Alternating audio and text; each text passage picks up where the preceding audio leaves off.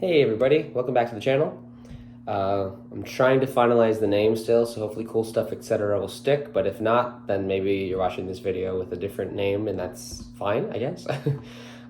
Today after work, I decided to visit a local chain disc replay. I think they're kind of around the country in various states and whatnot, but we have one nearby where I live.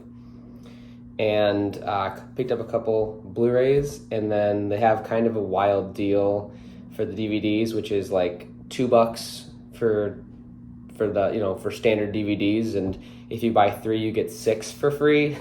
I think they're really trying to move inventory. They're kind of stocked up on all the like Avengers Blu-rays and all the Crash DVDs and all that kind of stuff. So yeah, they're pretty desperate, it seems like, to move inventory, and I am happy to take some of that off their hands if it's, quality and not like a shitty frat movie from the 90s or early 2000s or something. So yeah, so I thought I'd just take y'all through what I picked up, talk a little bit about them, and, yeah, just for fun. So first, this is the most expensive purchase for a single movie that I made today. I don't know if it was warranted or not, but this is the Evil Dead remake. As far as remakes go, this is pretty much Shangri-La, Valhalla, paradise of your choice. This movie has no reason being this good. And doing something new too, not even just like retreading the original. Like, they really tried a lot of new stuff with this one, and I haven't seen it in a couple of years, and I was really stoked to pick it up, and so now I'll be able to watch it time and time again, which is great. So yeah, I'm really interested, and if this is what I think it is, which is like the unrated version, this is a version of the film that I have not seen as far as I'm aware, and it seems like there's a couple cool special features that I'm interested in, so yeah, it'll be a good time. Next one, Terminator 2. Just watched this for the first time recently. Really dug it. James Cameron is a director. Not a director that I particularly enjoy. Avatar is garbage. Titanic is garbage. Aliens is good. This is good. This is good too. This is very good, actually. Yeah, really like it. I actually haven't even seen the first one, which is probably not... I don't know. I don't think you really need to see the first one to watch this one, but, maybe it would have been good. I do want to see it, obviously, but yeah, this is great. Great action, really cool effects. I like the character of the Terminator. It's like, Schwarzenegger is like a wooden actor, and this is perfect for his wooden tone. Yeah, so glad to have this one. It's in high definition, so maybe it'll be better than the version that I watched, which probably was also in high definition, if I'm being honest, but excuse me. Another Schwarzenegger film. This was not intended, but I actually just watched this for the first time 2 or 3 nights ago, and I was like really stoked to find it because I really like this one. It's kind of schlocky, kind of cheesy. That's okay with me. The effects are awesome. The premise is really cool. Philip K. Dick is a genius. He's an author that I really respect in the sci-fi genre. And so he's I think, to me, he's like an author that kind of goes under the radar when it comes to their like movie adaptations. So, like with Stephen King, like, it's a Stephen, like they really market that it's a Stephen King film, but they don't market that, like Minority Report or Blade Runner, they don't market that they're Philip K. Dick films in the same way. So it's like, you kind of have to, maybe not hunt, but you do kind of have to look a little bit deeper into the movie to see if it's inspired by or adapting Philip K. Dick's story. Yeah, this is great. I would highly recommend this movie. Paul Verhoeven is becoming a director that I really vibe with. This is the second or third movie of his I've seen, and yeah. Oh, speaking of, maybe I'll just show this right now. Let me see. Give me some time. It's gonna be the very bottom, I'm sure. It literally is. It was gonna be the very bottom. I picked up a different Paul Verhoeven film, Starship Troopers. Yeah, this is a great movie. This is super cool. Ugh, I love this movie. It's a great satire of hyper-militaristic society. It's a little bit, I would say, maybe they don't, like, the message is a little hidden. I don't think everybody who watches the movie gets it. I certainly didn't the first couple times. I was a little too young to, like, fully understand what it was trying to say. But watching it as an adult, it's like, it's even just as a not crappy, but it's like a kind of cheesy sci-fi movie. It's good. It's really good. I haven't seen any of the sequels. I'm actually interested because I know they're, like, probably going to be terrible, and I would love to watch them. So I'm probably going to watch those pretty soon. Maybe we'll see. I don't know. Back to Blu-rays. The Departed. This is a Scorsese film, remake of a Chinese film, of Infernal Affairs, which Criterion's going to release soon, and I am probably going to get, because it's the full trilogy, and I'm really interested in seeing what this movie is based off of. This is a great crime movie. The premise is really, really interesting, of, like, the, criminal mob boss, whatever you want to call it. I forget if he's, like, part of the mob or whatever. He has, like, a mole in the police, and the police have a mole in the crime family, and then things just go from there. It's really tense, really dramatic, cool twist ending. I guess kind of a twist.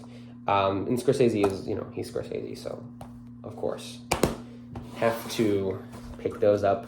Slowly accruing all of his films and watching them, and you son of a biscuit. All right, we're leaving that in. I don't care. This is not high production value. 3 Billboards Outside Ebbing, Missouri. I have not seen this, but I really wanted to. I freaking love Frances McDormand. She's amazing. She's an incredible actress, and she's in so many great movies. Who is this directed by? Oh, Martin McDonagh. There you go. I love In Bruges.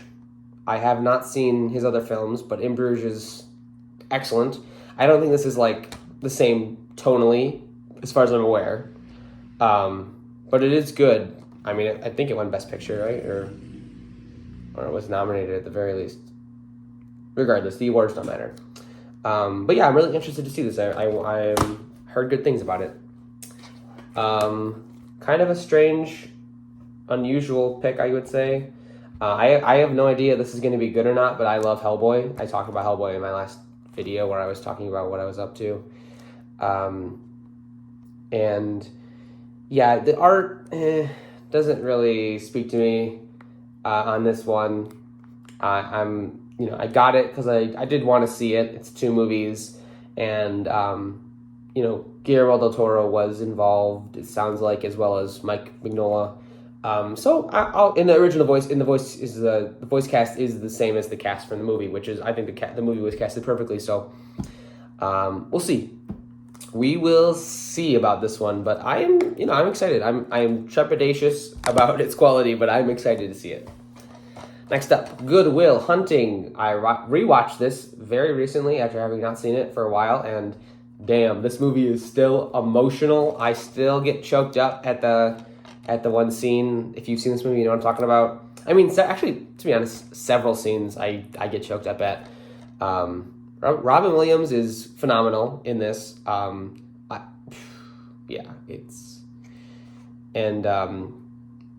Matt Damon is great too. I'm kind of at a loss of what to say because I did just talk about it in the last video, I'm now realizing. So go watch that if you want to know more thoughts on it. I'm not really in the headspace to talk in depth about a movie as traumatizing as that one. A History of Violence. Cronenberg. I talked a little bit about how I'm trying to watch more Cronenberg films, and this is kind of a strange one. It is not a horror film as far as I'm aware. It's more of an action. I know he had that era in the middle of his career, or maybe late middle of his career, where he kind of veered off the horror / sci-fi thing that he was always doing, and did a couple movies with Viggo Mortensen. Crimes of the Future is one of them, and that's more of a sci-fi film, of course, but that was really good. I'm interested to see it. This is not the movie where he hangs dong and you see his full-on flaccid wiener, but you know, it's fine. I'll live. I'll live. Jacob's Ladder. Oh, glare. Jacob's Ladder. Very interesting psychological horror. I have seen this, I don't know, it was a long time ago, probably like 6 years ago. And I remember being very, very dark and weird. I don't think I could have appreciated it fully at the time. I just wasn't like, I don't know. I didn't know as much as I do now about movie making or writing or anything. Not that I'm like an expert by any means, but I definitely know more than I did then. So I want to rewatch this and see if I have a new appreciation, even though I already do appreciate it, but I want to see if I like it even more. This movie, I guess I should explain, maybe it's a movie about dude returning from war, and it's kind of like a PTSD drug trip type deal. But yeah, it's good. It is good. I want to see if it's better than I remember it being.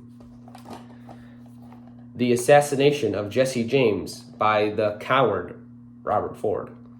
Picked this up solely because the director, Andrew Dominic, I love Killing Them Softly. Great movie. And I just wanted to see it. I mean, Brad Pitt's good too, obviously. That's really all I know about it. Nothing, you know, it's a Western, I assume, or Western adjacent film, dramatic, you know. So I'm very, very interested. It's a little long, but I can handle longer films. Speaking of longer films, Curious Case of Benjamin Button. This is a David Fincher film this is probably his most widely, I don't know, has the most mainstream appeal. You know, it's not Seven where someone's getting like gored to death by a blade dick. You know, that's just the facts. Yeah, I don't know what to think about it. They also had a Criterion Blu-ray, and I was like, I don't know if I'm gonna like this one, so maybe I will just stick with the DVD since I do get it, you know, for free technically, and not to pay like $5 extra. So yeah, I just figured something's sticking on this one. I'll get it later. Just figured I'd pick it up. I do want to see more David Fincher films. I think I've watched most of them, but not all of them. Flatliners. This was recently remade, as far as I'm aware. Cats are making noise.